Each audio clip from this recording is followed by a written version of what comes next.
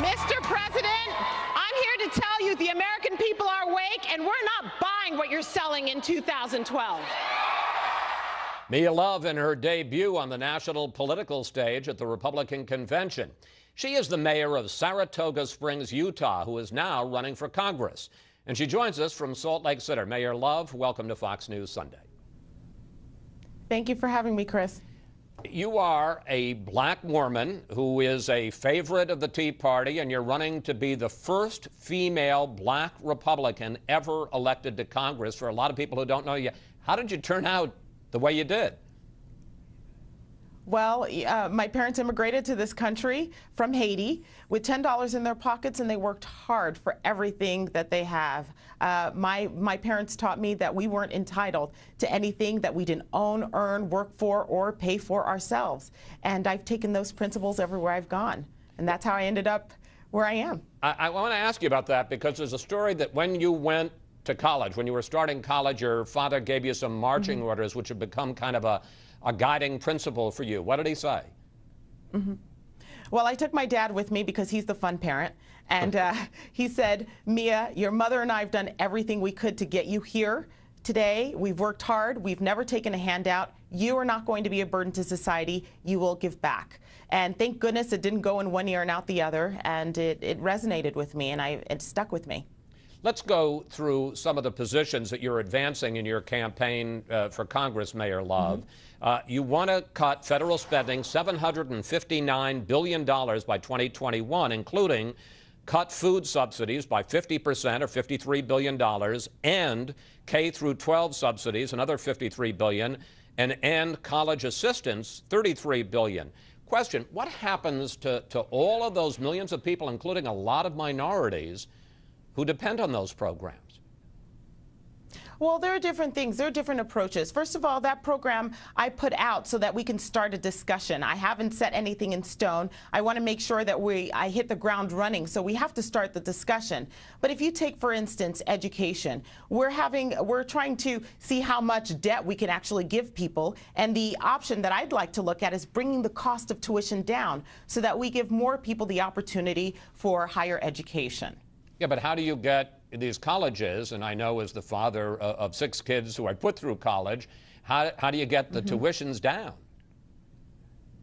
Well, because federal government has just drowned out the private sector, we've got to do everything that we can because the price of tuition has gone up over 500% since the 80s.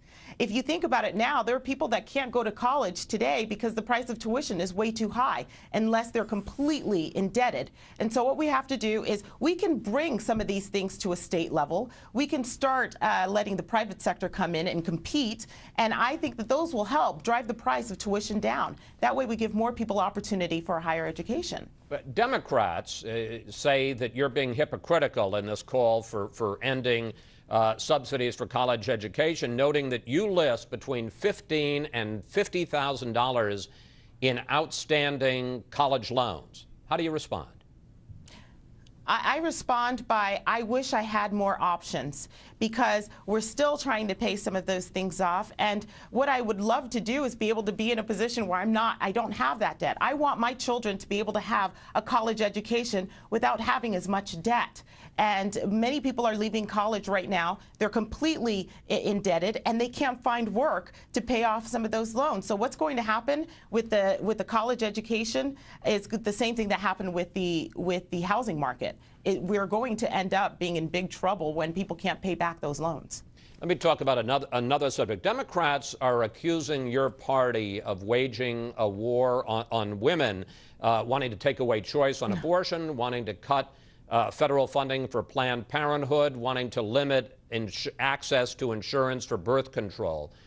How do you respond to these charges that Republicans are waging a war on women? Well, think about this. Under President Obama, I think women have suffered a little bit more. If you think about it, 5.7 million women are out of work. We've gone from 7% unemployment to 7.8% unemployment. I would like federal government to let me keep a little bit of my own money so I can pay for my own contraceptives if I want to.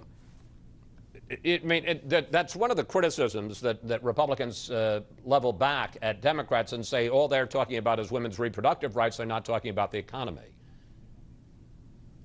Well, again, to me, it's about choice, and I want more free choice, more liberties than anything else. And so I think that federal government trying to bring this so-called war on women, I think it's just a way to distract from the fact that they're not talking about their failed policies. But when you when you say choice, Democrats would say your party wants to take away the choice when it comes to abortion. Well, the role that government does play is to protect life, liberty, and the pursuit of happiness. And I think that we should be protecting life. I am a pro-life person. I believe that you have more choices before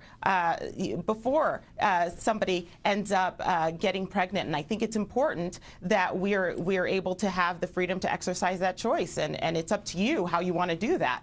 But I don't think that we should be getting into the weeds on all of this, because I think that these are things that we teach in my own home.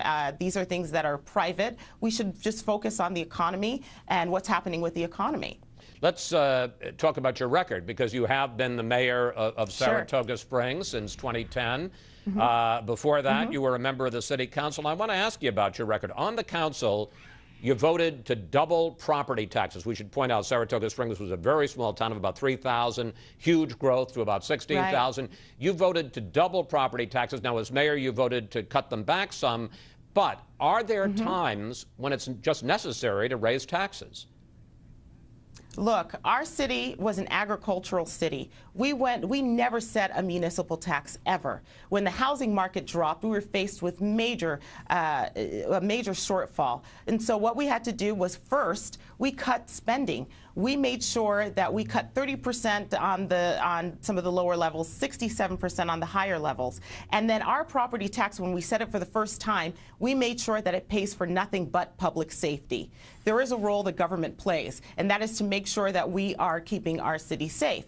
So with that being said, we hold the highest bond rating available. I was able to lower taxes as the first year's mayor, and we are on firm financial standing. Our city is doing very well, and I think Washington can take a note from that. Well, okay, we got a couple of minutes left, and you led me in the direction I wanted to go, which is from your vantage point of Saratoga Springs. What do you think of Washington? I think Washington's broken. Look at the problems that we have today. Household incomes down $4,000. Gas prices doubled. Unemployment 8%. 14% among Black Americans. $16 trillion of debt. Healthcare premiums going up. And so we've got two choices when it comes to presidential candidates. We've got a president that wants more tax, more regulation, bigger government, and we've got somebody else, Governor Romney, who wants to champion small business. He wants to create 12 million jobs through the private sector, lower the tax rate, broaden the base, affordable education, energy independence. I think when you ask yourself two questions, am I better off than I was 4 years ago? Am I happy with the direction that this country's going? If it's no and no, then the clear choice is President Romney. And Utah supports President Romney, and so do I. If you're elected, if you're fortunate enough, and you're in a tough race right now against a Democratic incumbent congressman, you say Washington's broken. How would you like to change Washington if you come here? Well, again, we're going to have to lower the debt. We're going to have to try and do what we can to lower deficit spending. But if I may, Mayor, I'm less talking about policy and more the way business is done in Washington. How would you try and change that? Well, I think one of the things is I'd like to see a plan come from both parties. We've got a plan that comes from the Republican Party, but it's been 3 years since we've had a plan come from the Democrat Party. We've got to start working together. You have to understand, where I come from, we run nonpartisan. I don't look at my fellow council member and say, what party affiliation are you, before I figure out what their plans are. We've got to be able to come together and find solutions instead of rhetoric and setting people up against each other in terms of dividing this country. We have to come together as Americans and fix the problems that we're facing today. And we need leadership, not someone who's going to follow from behind, but leadership, and saying these are the solutions. Let's look at these and try and see what we can do to get this country back on firm financial standing. Mayor Love, I want to thank you so much for coming in and talking with us today, and we'll see how things go for you in November. Thanks for coming. Thank you, Chris.